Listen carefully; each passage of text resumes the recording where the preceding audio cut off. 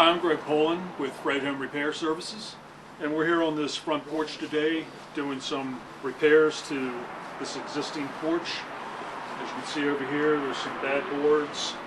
They're sort of throughout the entire porch, and the client would like us to just replace it and blend it as best we can. As you can see, this herringbone pattern continues on. This is all going to be replaced eventually when we get the rest of the material. And they're continuing that same alternating herringbone right throughout the porch back to the house. As we're going, they're priming the ends so we don't have more problems with the rot. It's all been pre-primed. As you can see, these boards have to be notched to receive the butt ends of the new ones. This is a traditional old style of porch with the 2 1/8 tongue and groove boards. So we're replacing them with the same thing. We had to special order the material to match. And as I said, it's all been pre-primed, and the craftsmen are using the old standard tongue and groove nailer to nail it down with.